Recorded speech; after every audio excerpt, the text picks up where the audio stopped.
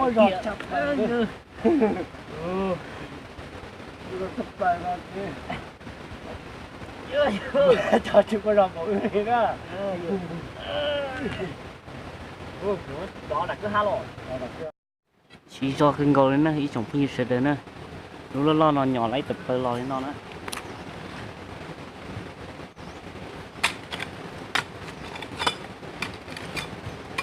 Đây này nó xia.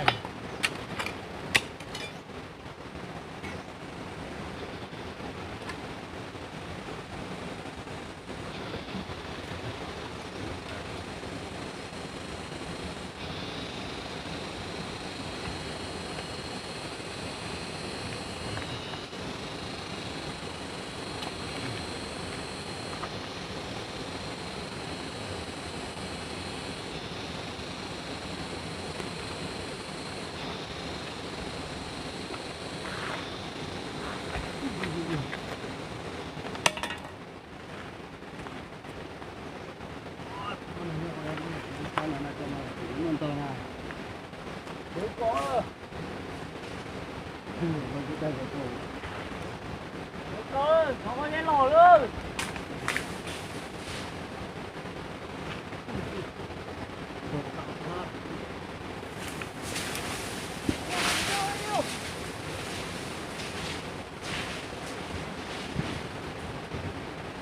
Cứ ha ừ.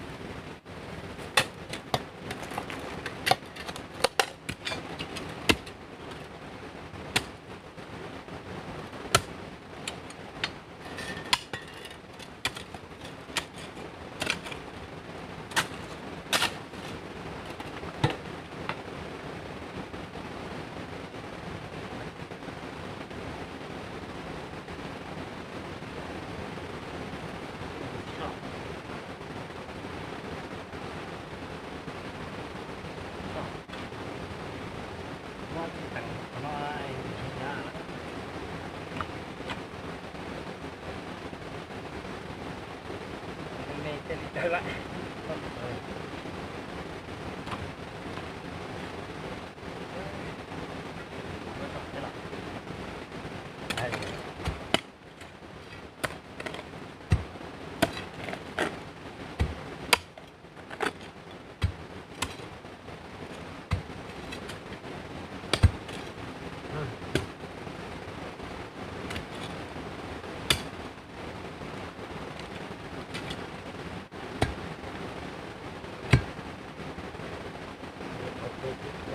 Có được nó thả.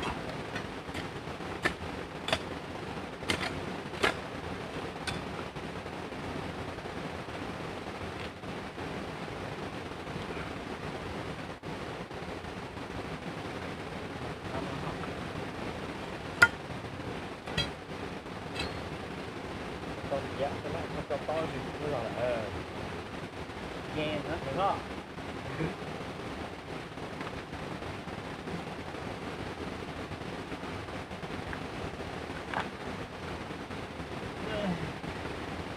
Cần một cái dạ.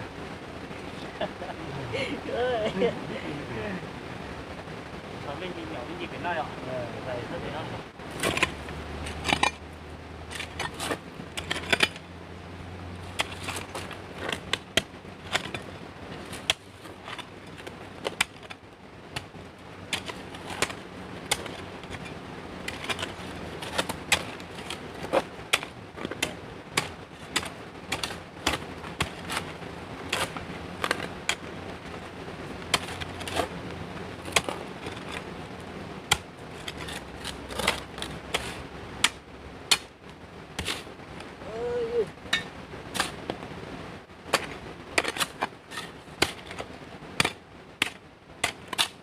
Đi khách thế đỡ có cái chia tóc đi cái gì nữa.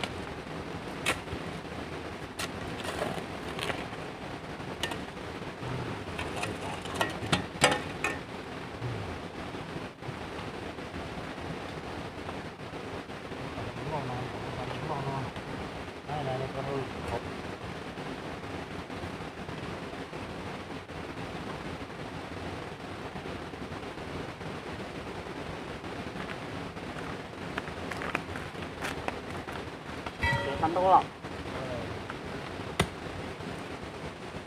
nè lo dàn đây bỏ nó nè thế đừng nhót to hàng nhỏ thế thì đôi nhua cần cầu này lúc nào nè sắc kế nó nhau với sắc kế đã lia nè tôi chỉ lúc cái nó tử lọt hồi chỉ đợi gì trên một tàu này nè còn non ra lo chẳng kho hết ta rồi nè ít chồng cái tí sẽ đỡ nó sát sắp lên còn non ra lo cứ ta thì thế ạ để nó cứ chỉ ta tỏ một trẻ đồng cho lòn nhỏ này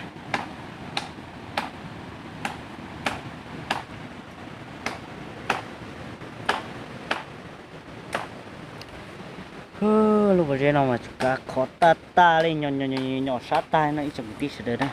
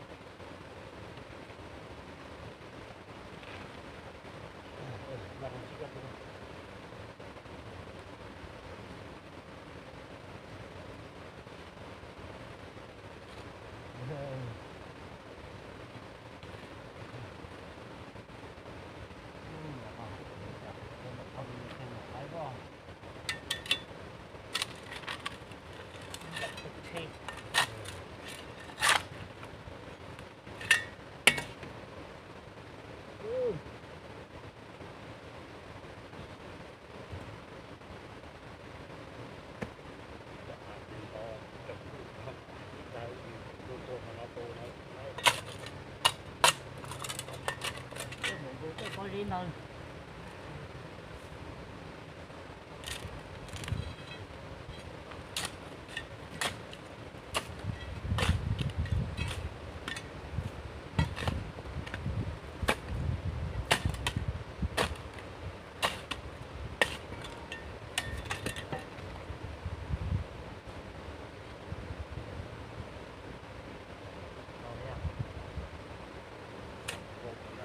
trong một tí sữa nó sát cái ngồi nhỏ có dễ nó có lần xưa mà đòn nhô cái ngồi này ạ nó tôi khó cái mù nhiều thông lên này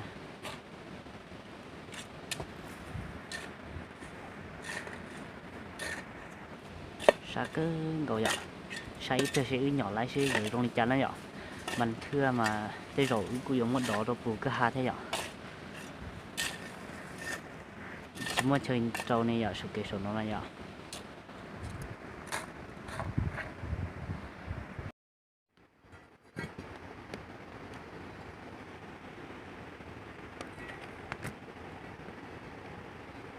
chỉ đó đi cái nó ít chồng này cứ đi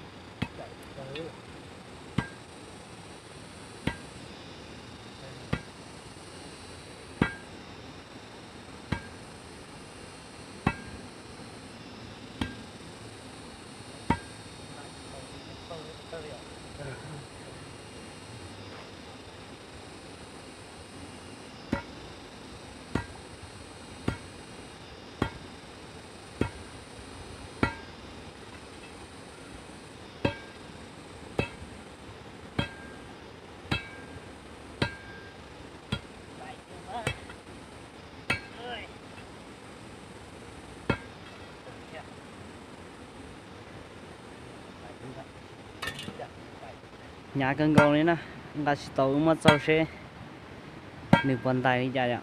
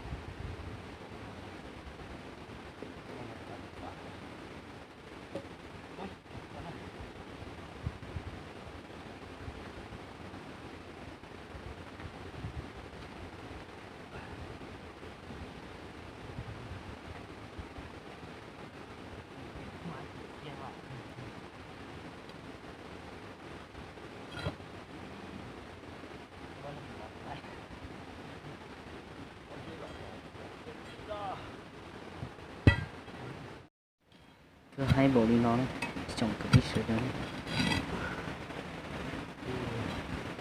chỉ số tê hết trong chai ạ mua phần đó là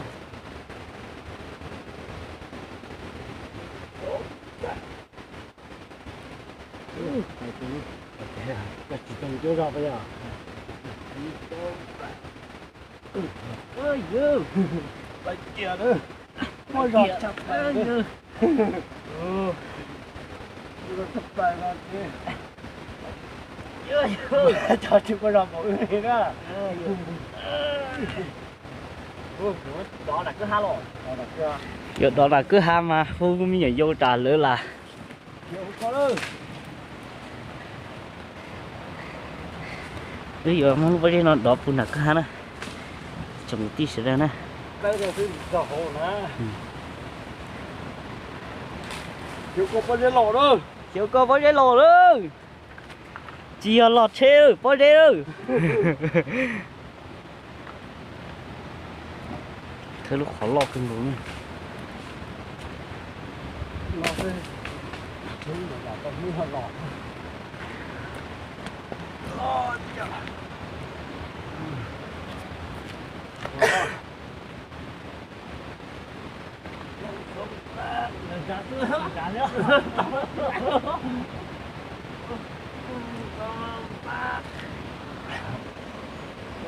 Chỗ nó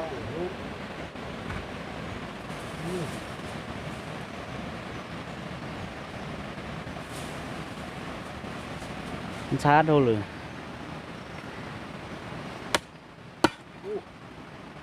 ở đây còn cầu sư chỉ nói cơ lai nữa chỉ nói là thay ta những lại.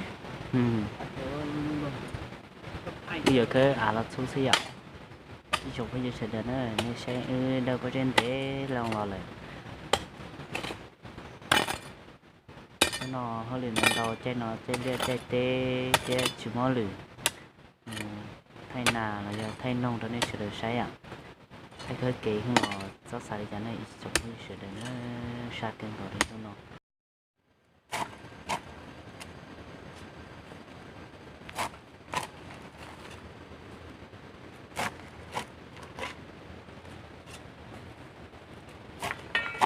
cái là chạy tụi bao nhiêu nhân đây nhau xe này ạ xe đến này ạ